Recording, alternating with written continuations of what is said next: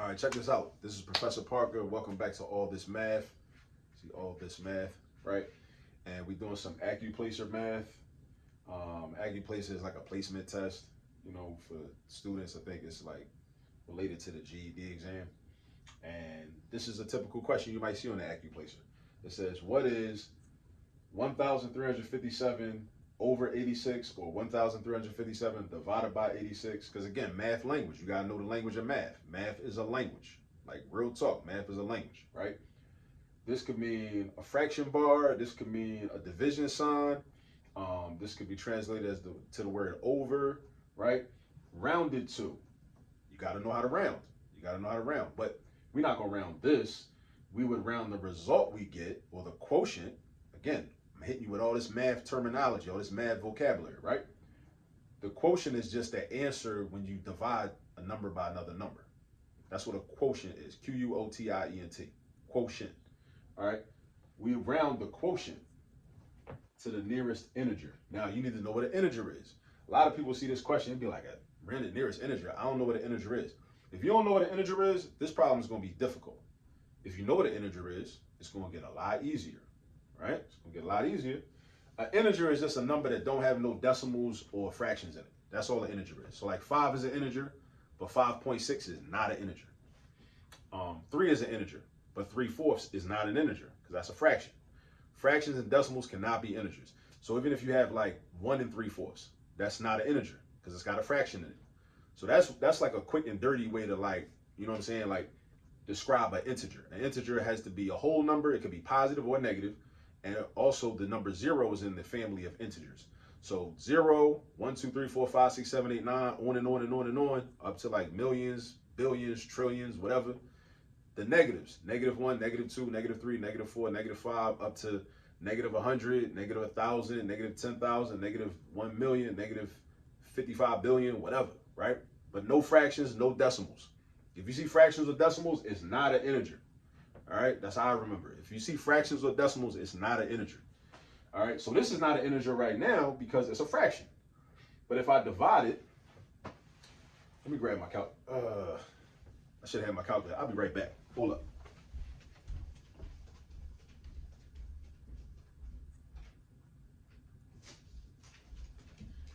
All right, here I come. All right, so we got to, see, I wasn't prepared, right? My bad. So anyway, we got to divide this. 1,357 divided by 86.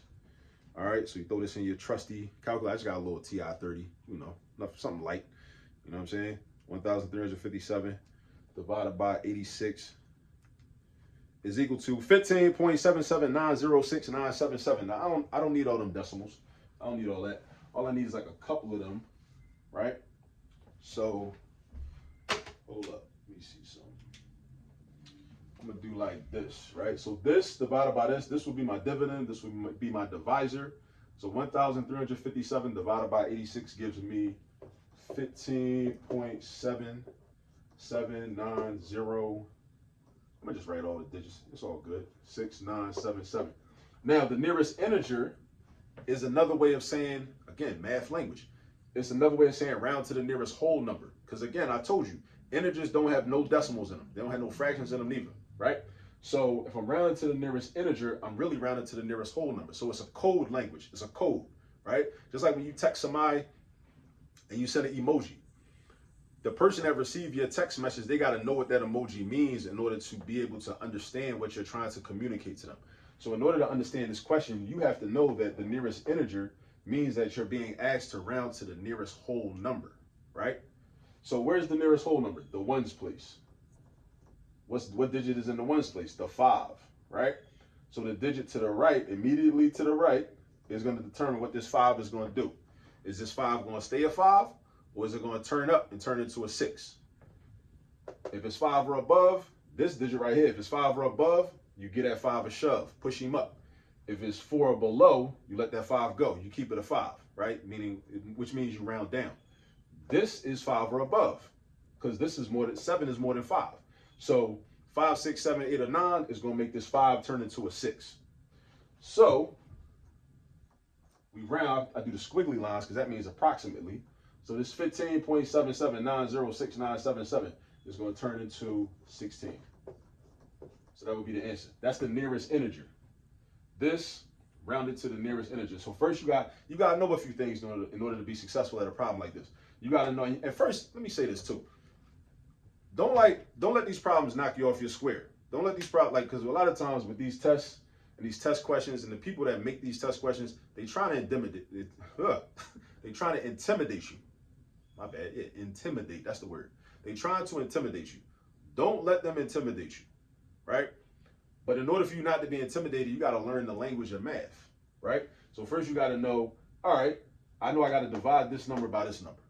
I know I got to do that. I got to divide this by this. All right, I got to do that. And then I'm going to get a decimal. And once I get a decimal, I know that I got to round to the nearest integer. And the nearest integer really means I'm rounding to the nearest whole number, right? So the nearest whole number means I'm rounding to the ones place. So I go to the ones place. I see a 5 in the ones place. Whenever I round, I look at the digit immediately to the right, which is 7. Not this 7, not the 9, not the 0, not the 6, not the 9, not the 7, not the 7. This 7 right here, immediately to the right, on the other side of the decimal point. In the tenths place. It goes ones place, then tenths place, hundredths place, thousands place, and so on. Because of the 7 tells you what to do.